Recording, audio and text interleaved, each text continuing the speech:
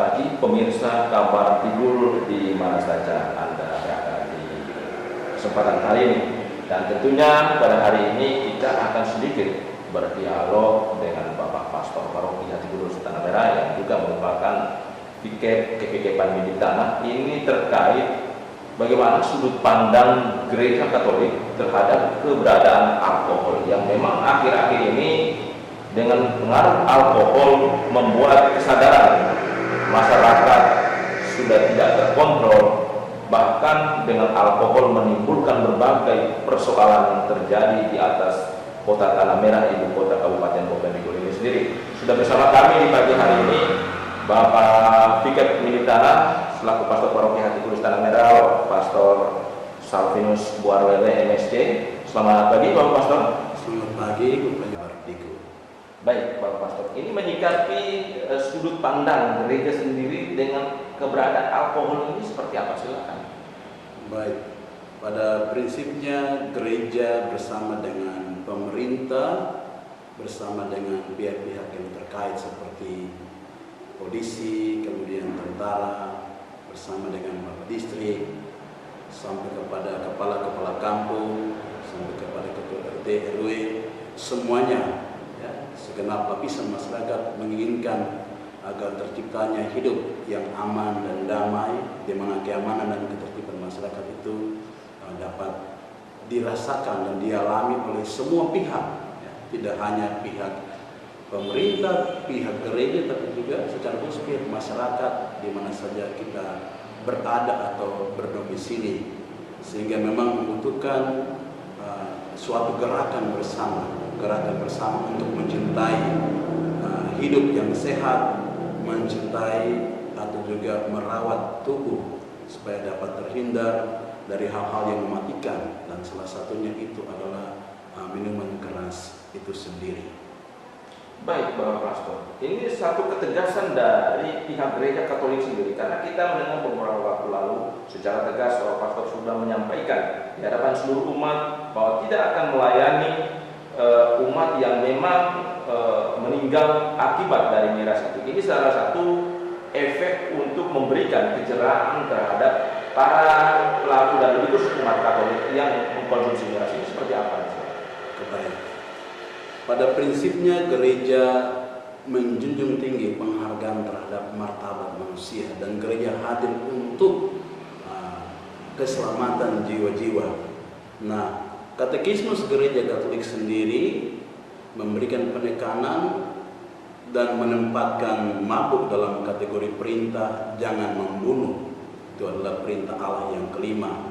Sebab ketagihan obat-obatan atau narkoba atau mabuk itu termasuk dalam perbuatan tidak menghargai kehidupan diri sendiri. Dan dalam gereja Katolik, ajaran gereja Katolik sendiri, katekismus itu meletakkannya dalam subjudul kedua tentang penghormatan terhadap martabat manusia, yakni tentang penghormatan terhadap kesehatan. Nah, katekismus gereja Katolik nomor 2289 sendiri menegaskan kehidupan dan kesehatan merupakan hal-hal yang bernilai yang dipercayakan Tuhan kepada kita. Maka kita harus merawatnya dengan cara yang bijaksana, dan bersama itu juga memperhatikan kebutuhan orang lain dan kesejahteraan umum. Perawatan kesehatan para warga itu menuntut bahwa masyarakat ikut membantu menciptakan situasi hidup sehingga manusia dapat mengembangkan diri dan menjadi matang dalam hal apa? Dalam hal pangan, sandang, perumahan, pelayanan kesehatan, pendidikan dasar, lapangan kerja, dan bantuan sosial. Nah, tentang miras sendiri dalam katekismus gereja Katolik nomor 2290 menekankan kebajikan penguasaan diri, menjauhkan segala bentuk keterlaluan,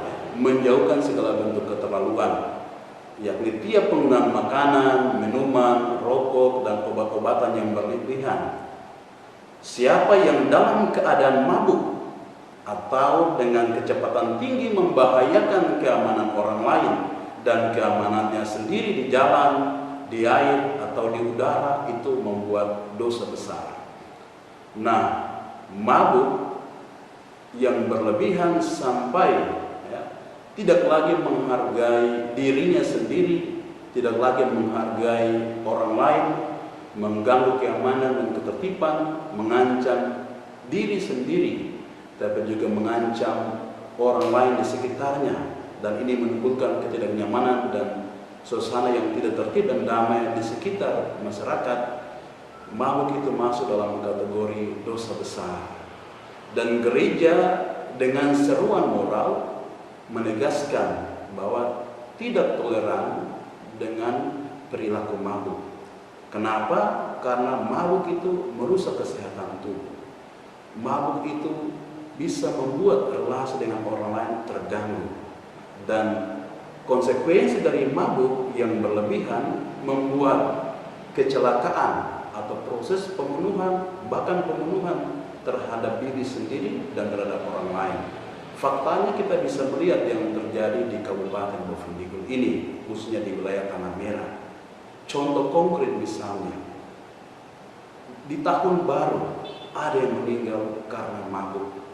Syukur-syukur meninggal karena kecelakaan tunggal. Tapi kalau meninggal dengan melibatkan juga keselamatan orang lain, dan inilah yang penting dan perlu untuk kita sama-sama menjaga. Karena ada yang meninggal karena mabuk, tidak mampu mengontrol diri, tidak mampu menguasai diri. Akibatnya siapa yang susah? Awalnya diri berpikir tidak apa-apa, hanya ini kan urusan pribadi saya. Tetapi ketika mulai masuk pada ranah hidup sosial, hidup bermasyarakat, atau hidup beragama, itu akan sangat merugikan banyak pihak dan membuat repot banyak orang.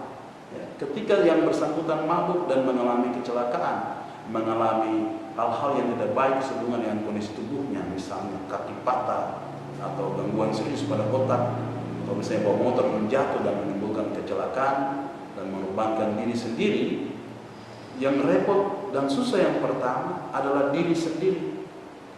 Yang kedua, pihak keluarganya, entah bapaknya, entah mamanya, entah saudara-saudari kandungnya. Nah, yang berikut bisa bikin kepala pusing pihak kesehatan lagi. Harus dibawa ke rumah sakit, dirawat. Ini bukan menghadapi penyakit yang serius dalam arti sakit oleh karena penyakit tubuh, tetapi karena akibat perilaku mabuk yang tidak terkontrol, menyibukkan banyak orang. Kemudian pihak polisi harus mengurus lagi kalau kecelakaan atau mabuk terjadi di jalan raya. Kalau tidak mengorbankan orang lain dalam arti kecelakaan tunggal, tapi kalau juga menimbulkan kecelakaan terhadap orang lain, mengganggu orang lain, pihak kepolisian, pihak keamanan, kepala pusing menghadapi ini, harus diurus lagi. Kemudian pihak pemerintah bikin malu daerah Kabupaten Bovendigul ini yang dikenal dengan daerah damai, daerah yang beradab, apalagi ini juga adalah daerah adat, di mana orang menghargai, para leluhur semua menghendaki agar hal-hal yang baik terjadi dalam kehidupan bermasyarakat terhadap keluarganya. Kita tahu juga pemerintah juga pasti buat susah pemerintah. Tujuan cita-cita negara yang pertama adalah melindungi segenap bangsa Indonesia dan seluruh tumpah darah Indonesia. Melindungi para masyarakat, mencerdaskan, memajukan kesejahteraan umum. Kita bisa baca dalam Undang-Undang Dasar. Nah, pemerintah yang menjaga dan melindungi adalah pemerintah akan mengontrol semuanya itu, melindungi warga masyarakatnya supaya jangan terjadi penghancuran terhadap warga masyarakat, dan ini pasti menimbulkan kesibukan dalam tanda petik, ketidaknyamanan juga dalam menjalankan kepemerintahan dengan situasi masyarakat seperti ini. Dan sama halnya juga dengan gereja. Ketika kematian pasti juga akan berhubungan dengan gereja, apalagi dia itu umat Katolik, menguburkan, meminta banyak masyarakat untuk secara khusus untuk datang mendoakan dia, menguburkan dia secara baik-baik.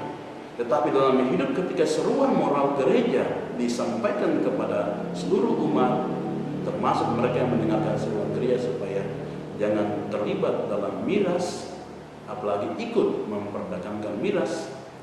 Tapi yang bersangkutan tidak mau mendengar. Seruan ini terus-menerus disampaikan, tetapi tidak mau mendengar, sama hanya menutup telinga, sama halnya tidak mau melihat hal-hal yang baik. Karena seruan gereja adalah seruan moral, seruan yang mengajak supaya orang selamat. Tetapi kita juga menuntut sebuah keputusan dari pribadi. Ya. Gereja menghargai keputusan pribadi, tapi gereja juga menyampaikan seruan moral, termasuk mabuk, jangan terlibat dalam aksi minuman keras yang berlebihan, karena itu merusak tubuh. Karena merusak tubuh bisa membuat juga diri tidak sehat dan bisa juga mengancam sampai pada proses mematikan tubuh itu sendiri, karena efek dari miras itu bisa merusak tubuh, termasuk juga daya pikir, ya. Kemudian bagian dalam tubuh, dan barangkali ini juga akan bisa dijelaskan oleh pihak kesehatan, bisa menjelaskan lebih tentang efek atau dampak dari miras itu sendiri. Tapi sikap gereja bahwa miras ini yang menimbulkan kehancuran itu merupakan pelanggaran berat yang melawan hukum moral. Dan kalau sikap tegas gereja, ya, kita bisa melihat ya, sudah banyak orang menyerukan tentang gerakan anti miras. Ya. 1-2 bulan lalu ya, ada gerakan demo besar-besaran, ya, kemudian meminta kepada pihak ya, stakeholder terkait, dan itu sudah diterima baik oleh yang kita kasihi Bapak Bupati Kabupaten Bovendigul, ya, juga bersama dengan pihak-pihak terkait termasuk pihak kepolisian ya, menerima. Bahkan kita sudah lihat sekarang bagaimana sikap tegas dari pihak kepolisian ya, mulai dilakukan dengan sweeping atau mulai dengan ya menertibkan para pembuat miras atau mulai mengamankan, dan ini kita mengapresiasi.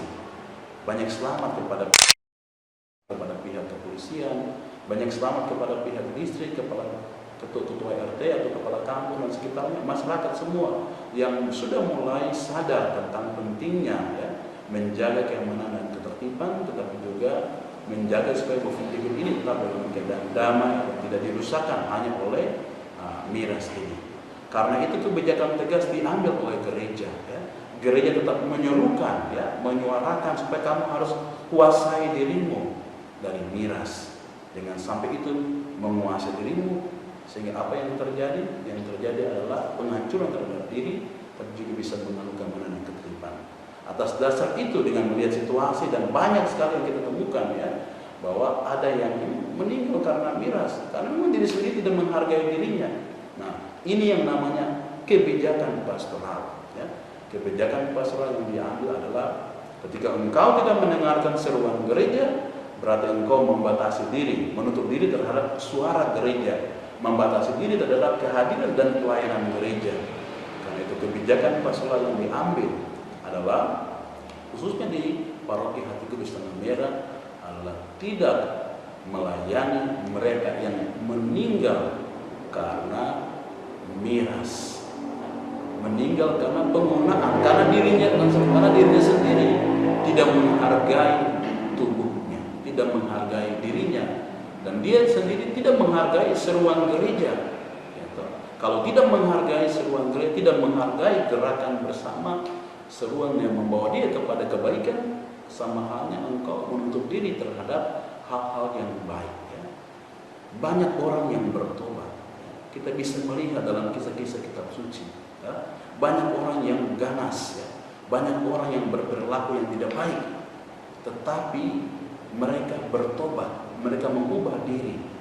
Maka kita berharap ada semangat pertobatan. Seruan ini bukan dimaksudkan untuk menutup semangat pelayanan gereja, tapi kebijakan ini diambil supaya ada semacam kerinduan, tapi juga suatu sikap pertobatan yang sejati yang harus muncul dari yang suka-suka minum-minuman keras atau mabuk, supaya engkau dan kita semua, seruan ini berlaku untuk siapa saja, khususnya untuk orang Katolik, supaya ada semangat pertobatan, ada pemberontakan diri, tetapi juga mampu menguasai diri dari hal yang dapat merusak diri sendiri. Baik, Bapak Pastor. Tadi sudah disampaikan bahwa sikap Gereja Katolik sudah sangat tegas. Nah, untuk terkait dengan sikap Gereja Katolik khususnya di KPKPAN Widitana, ini sudah diserukan kepada seluruh umat yang ada di KPKPAN Widitana, atau kira-kira masih di Tanah Merah itu seperti apa? Langkah ini menjadi kebijakan pastoral di Paroki Hati Kudus Tanah Merah. Karena kita melihat kejadiannya banyak terjadi di sini. Ya, ini sebagai suatu kebijakan pastoral yang diambil oleh pastor paroki. Nah, tentunya kami ada pertemuan juga nanti tanggal 24-25 Januari di Tanah Merah ini. Pada waktu itulah kami juga akan mengambil sikap sebagai gerakan satu kefikipan. Kemudian yang berikut, karena sebagai ketua FKUB juga, ini akan juga menjadi langkah di mana kita akan mengundang para pemimpin agama untuk menyikapi serius. Karena gereja memang sama sekali tidak mencampur urusan soal perlu atau tidaknya undang-undang miras. Ya, itu bukan wilayah gereja, itu wilayah pemerintah. Gereja pada prinsipnya bersifat seruan moral. Ya, seruan moral. Jadi bukan berarti gereja soal melarang atau tidak dalam hal aturan, itu wilayahnya pemerintah. Tetapi inilah ketegasan gereja terhadap pribadi-pribadi, dan ini menjadi seruan moral, ajakan supaya orang berani mengambil keputusan untuk meninggalkan hal-hal yang tidak baik dan kemudian menata diri untuk mengisi lagi hal-hal positif dalam diri sendiri. Nah, kita lihat misalnya Santo Paulus dalam kitab suci, ya, dia bilang begini, ya, perbuatan daging itu telah nyata. Perbuatan daging itu misalnya apa? Percabulan, kecemaran, hawa nafsu, penyembahan berhala, sihir, perseteruan, perselisihan, iri hati, kemabukan, pesta pora dan sebagainya. Terhadap semuanya itu diperingatkan, barang siapa melakukan hal-hal yang demikian, ia tidak akan mendapat bagian dalam kerajaan Allah. Siapa yang melakukan hal-hal demikian, dia tidak mendapat bagian dalam kerajaan Allah. Dan seruan ini, seruan dari Santo Paulus ini sangat tegas dan jelas, supaya orang harus ingat bahwa kerajaan Allah itu menjadi impian semua orang. Keselamatan jiwa itu menjadi impian semua orang. Dan demi hukum tertinggi keselamatan jiwa-jiwa, maka kami mengambil suatu sikap yang tegas. Ingat jiwamu. Tapi kalau engkau tidak menghargai jiwamu, siapa lagi yang akan kasih ingat? Kita lihat contoh konkret, orang tua ataupun tetangga atau siapa saja dengan etikat baik sudah menegur, sudah mengingatkan, sudah mengarahkan. Jangan kamu mabuk. Kamu mabuk, efeknya penghancuran baik terhadap diri tapi rumah tangga.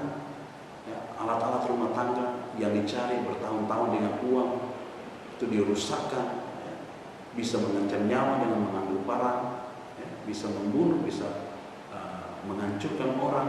Tidak lagi karena mabuk, miras yang berlebihan, tidak lagi kenal siapa istrinya, siapa suaminya, siapa anak-anaknya, siapa tetangganya, siapa sahabat dekatnya, siapa gereja. Jadi tidak lagi sadar. Nanti ketika mabuknya itu, dia baru sudah sadar dan terjadi cacat fisik dalam tubuh misalnya karena mabuk dan dia membuat dia jatuh dalam karena kecelakaan dan sebagainya, baru dia sadar. Sudah kaki patah, sudah kasih potong orang, sudah keluarkan kata-kata kasar, hina orang, dan merusak segalanya, baru sadar dan minta maaf dan mulai menyesal. Dan hal ini yang kita harus ingatkan terus-menerus. Sekali lagi ini menjadi gerakan seruan bersikap tegas kalau kita terus Tanah Merah. Tapi ini juga akan dibicarakan secara serius sehingga akan menjadi langkah bersama sebagai satu kehidupan, tapi juga akan menjadi langkah bersama untuk juga mengajak para pimpinan agama-agama di Kabupaten itu bersama-sama menjadi gerakan bersama. Tentu setiap pihak terkait punya langkah-langkah dan pihak gereja dari Tanah Merah melakukan ini sebagai kebijakan pastoral untuk mempertebatkan tapi mengingatkan bahwa hidup itu bernilai di mata Tuhan. Jangan kau merusak dirimu dengan miras yang berlebihan.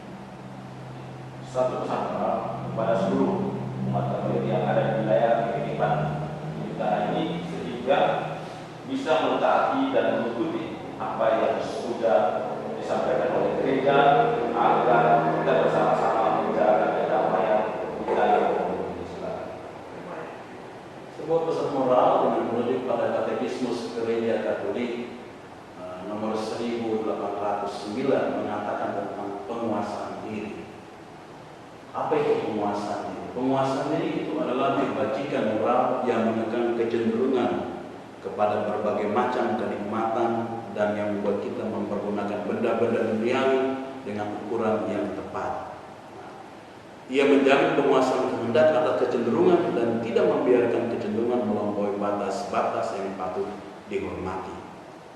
Manusia yang menguasai diri mengarahkan kehendak indrawinya kepada yang baik, mempertahankan kemampuan sehat untuk menilai dan berpegang pada kata-kata, jangan mengikuti setiap kecenderungan walaupun engkau mampu, dan jangan engkau mengikuti hawa nafsumu.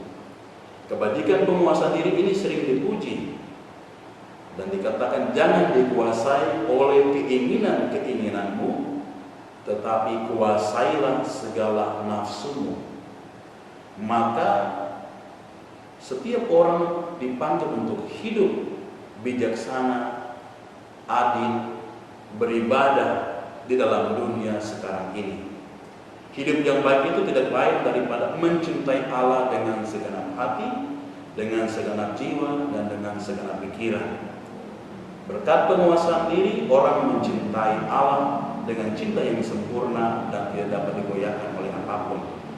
Karena keberanian yang hanya mematuhi Dia dan siaga supaya menilai semua hal, supaya jangan dikalahkan oleh kelicikan atau penipuan. Karena itu, mari kita kuasai diri kita, menjaga diri kita, supaya jangan dikuasai oleh hawa nafsu. Tapi menjaga diri kita supaya tetap menghargai hidup, menghargai martabat kita sebagai manusia yang mencintai kesehatan tubuh, menjaga dan merawat tubuh yang diberikan oleh Tuhan, supaya tubuh ini jangan dirusak, tapi tubuh ini dipelihara. Dan untuk memelihara itu, orang jangan merusak, salah satunya itu dengan minuman keras yang berlebihan. Pesta kabar Digul tentunya dengan himbauan moral agar kita semua diajak untuk mencintai diri kita dan kita menjaga bersama keluarga kita serta kedamaian di tanah Kabar Digul ini. Saya Rizky Oden, selamat pagi.